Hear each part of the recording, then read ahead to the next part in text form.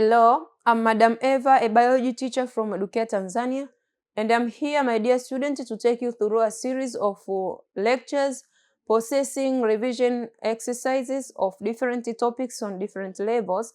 But in our today's session, we will deal with the revision exercise on the topic of Form 4, which is genetics, and in the book of Tanzania Institute of Education.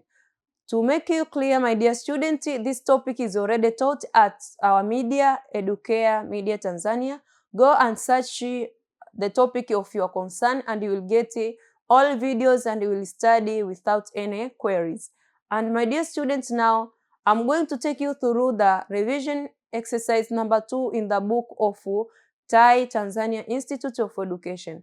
And today we will solve the first question up to the 18th one, and then in the next sessions we will proceed with the remaining questions because they are about 35 questions and we can solve them within the single session because it will lead to boredom. You will feel bored studying within a very long session and you will not understand anything. So let's take a look on our today task. You can see this is the revision exercise number 2. Sorry, this is revision exercise number 2 because the revision exercise number 1 is on the on the topic of growth Form 4, as you can see here. Our question needs us to choose the correct response in the patterns 1 up to 18. Tunaenda kuchagua majibu ambayo ni sahihi kutoka swali la kwanza hadi la 18. And now you can see the first question. Our first question needs us to choose the percentage in crossing homozygous recessive with heterozygous individual. What is the chance of obtaining an offspring with recessive phenotype? In crossing homozygous recessive with heterozygous individual, what is the chance of obtaining an offspring with recessive phenotype? Tumepewa homozygous recessive. Before sijaenda kujibu swali, tunapozungumzia recessive, it means kwamba ni ile character ambayo haiwezi kustand by its own without the presence of another, in the presence of another trait haiwezi kuwithstand, haiwezi kudominate kama kuna character nyingine. That is the recessive traits. And in that manner tukizungumzia homozygous recessive, it means kwamba hapa ni allele mbili ambazo ni recessive zimeunganika. I think you understand. Na tukija kwenye point ya heterozygous, we mean that there is the one allele dominating the other allele. And if the one allele dominates the other allele, tunaenda kuona kwamba for instance panaweza pakawa na tuzungumzie maybe tuleti allele iwe maybe ambao ni dominant iwe A kubwa na recessive iwe A ndogo. Tukisema heterozygous to recessive tunasema kwamba mtu huyu ana A kubwa na small letter a. That is all about heterozygous individual. But homozygous recessive angekuwa na A vidogo viwili.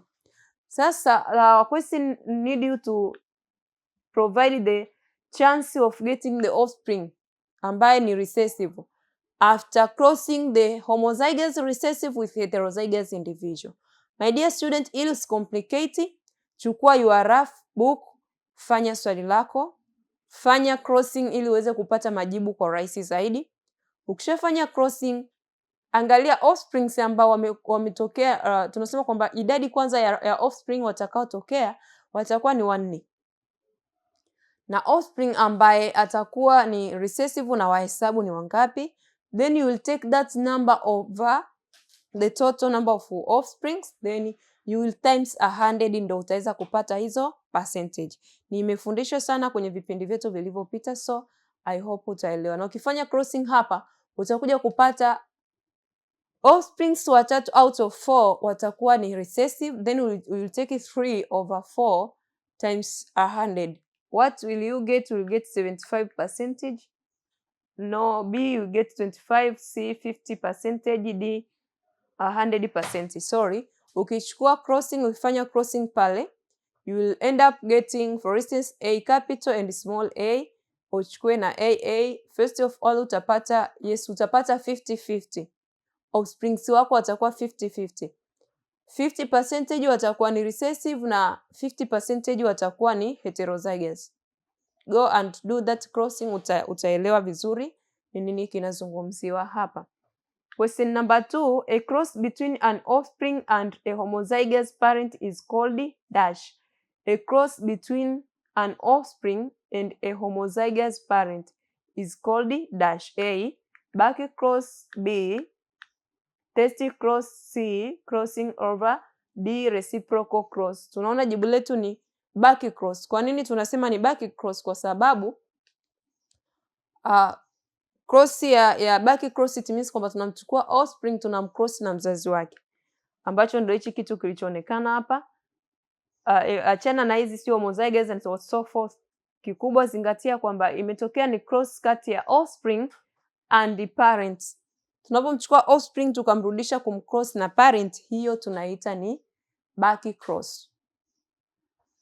I hope you understand. On the question number 3, you can see a gene can be described as dash dash. A, hereditary unit in living organism. B, hereditary unit in animals only. I think the answer is A. C, hereditary unit in plants only. No. Hereditary unit in microorganisms only. No. Gene ni hereditary unit in living organism. All living organism they possess gene.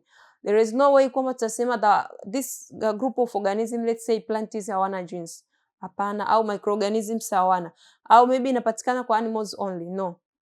Gene ni hereditary unit for all living organisms. So our correct answer here is A.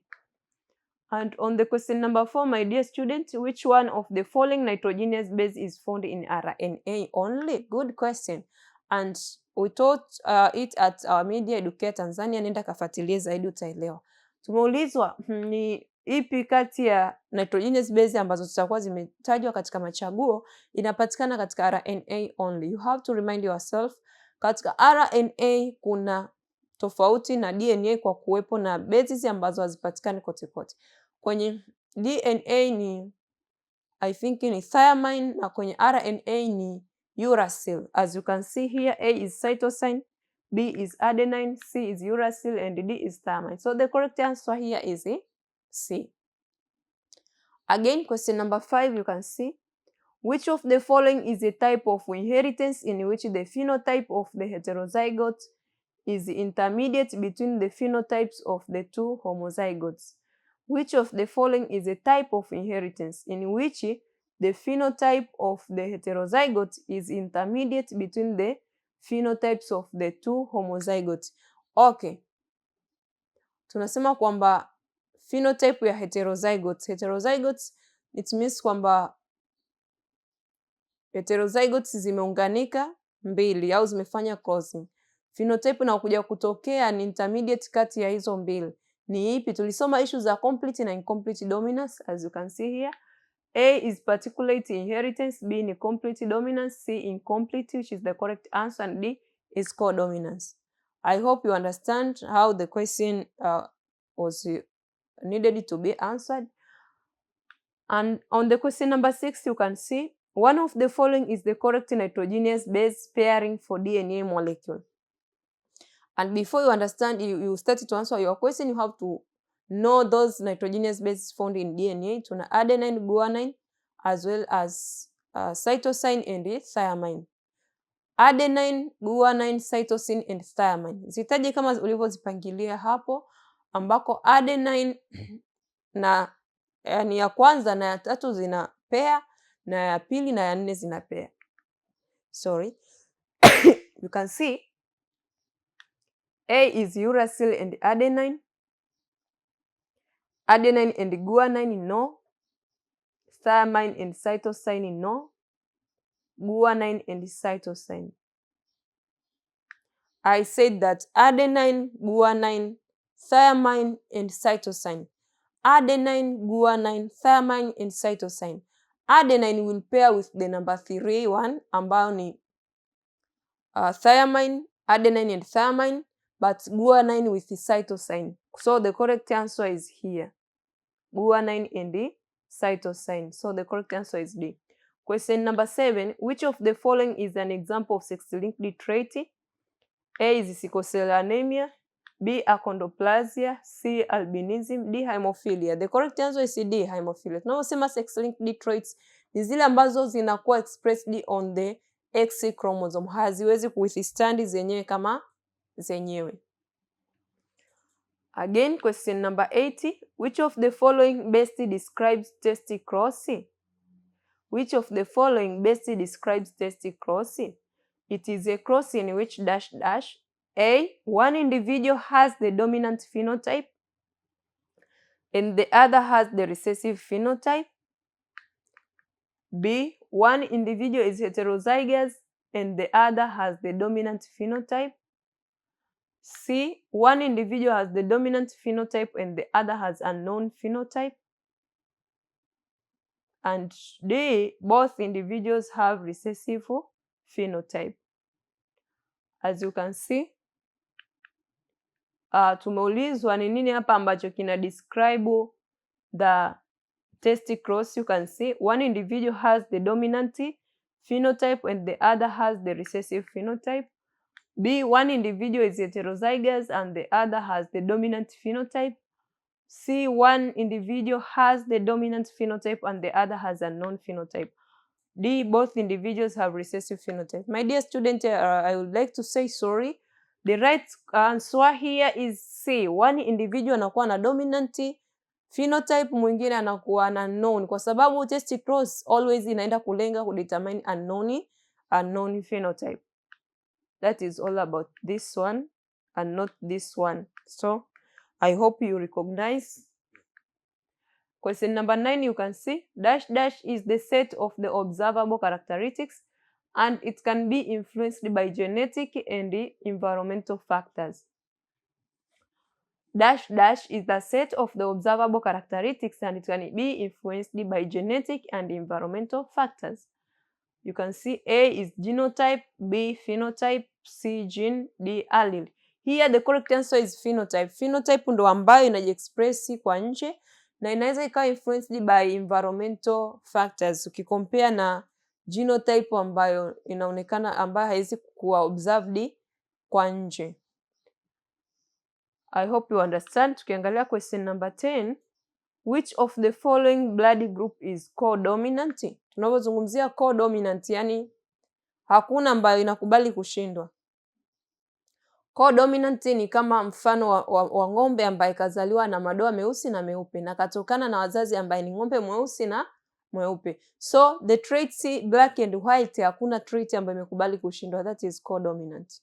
Yani neither of the trait, yani tunasema kwamba those traits zinakuwa expressed equal to their offsprings. For instance, you may be a child there, umezaliwa kwa wazazi wako, lakini ukiangalia umeiba sifa zote kwa wazazi.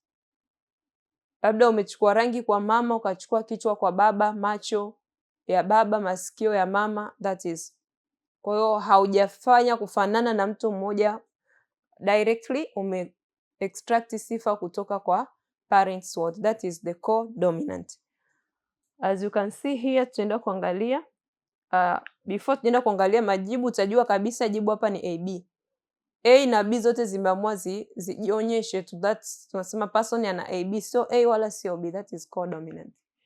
You can see here A is A, B is B, C is AB, and D is O. So the correct answer is C. Again, tukiangalia namba 11, blood group in genetics is an example of dash dash. Blood group in genetics is an example of dash dash. If you do remember, umepitia concepts za variation, tulisoma types of variation, tulisoma continuous and discontinuous variation. Tukasema continuous in a variety of values, but discontinuous in a lack variety of values, na in a single ni monogenetic tulisema. Haina alternatives. Kwenye continuous tukazungumzia issue za hate,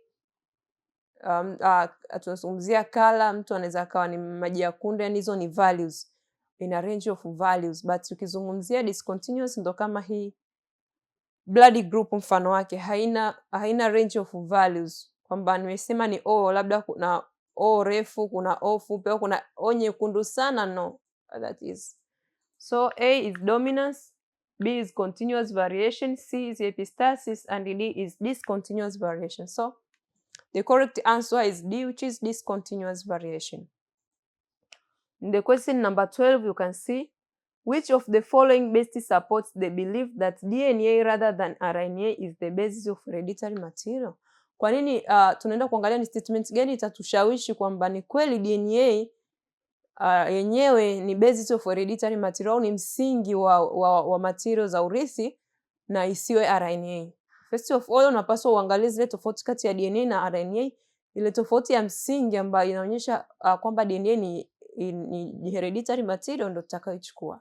For instance, ukiangalia DNA inapatikana ndani ya chromosome. Sidhani kama ushawahi kusoma kwamba RNA inapatikana kwenye pati ya chromosome. No.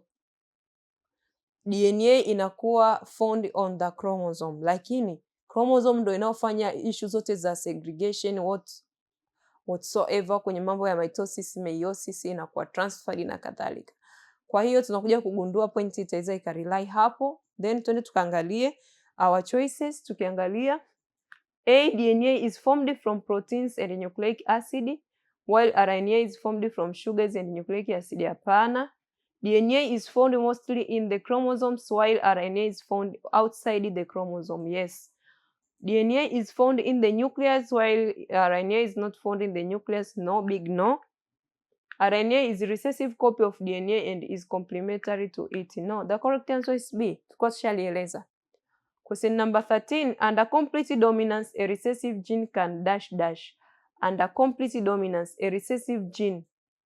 Recessive gene inafanyaje katika complete dominance? It means inakuwa ni heterozygous au inakuwa masked by the dominant one.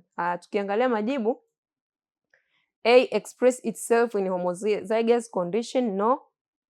B, express itself in both homozygous and heterozygous condition. No. C, not express itself in heterozygous condition. That is the correct answer.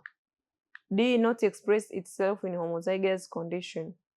Hapana. Kwa jibu letu ni C. Again, number 14, the characteristics of organism and some of their behavior are determined chemically by the structure known as. The characteristics of organism and some of their behavior are determined chemically by the structure known as A, ribosome, B, genes. The correct answer is B. C, nucleolus, and D, endoplasmic reticulum. Tukumbuke gene ndio inabeba sifa za organism. Sijui gene ya color, gene ya Haiti, that is all about that. Number 16, in Punnett square diagrams, the homozygous recessive phenotype is represented by. Homozygous recessive inakuwa represented by small letters mbili za same alphabet. As you can see here, A is 2 capital letters of the same letter in the alphabet. No. B is 1 capital letter and 1 small letter. No. C, 2 small letters of the different letter in the alphabet. No. D, 2 small letters of the same letter in the alphabet, and that is the correct answer. Question number 17. In monohybrid crossing diagrams, the homozygous dominant genotype is represented by dash dash. Okay. In monohybrid crossing diagrams, the homozygous dominant genotype is represented by 2 capital letters ambazo zinatoka kwenye A pair of small letters. No. 1 capital letter and 1 small letter. No. C, a pair of capital letter of the same letter in the alphabet. Yes, this is the correct answer. Question number 18. The basic unit of DNA molecule is dash dash dash. The basic unit of DNA molecule tunaenda kuangalia. A is pentose sugar, B is phosphate sugar, C is a nucleotide, and D is nitrogenous base. Basic unit ya DNA molecule ni nucleotide. Unit ya muhimu ya DNA ni nucleotide ambazo zinafanya polymerization kututengenezea DNA, ambazo katika ile double helix ya kwanza imeundwa na nucleotide na helix ya pili imeundwa na nucleotide.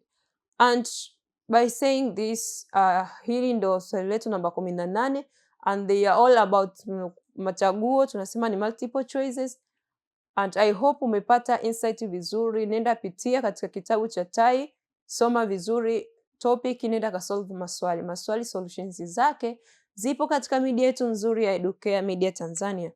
And by reaching here, I would like to say thank you for following our good media, Educare Tanzania.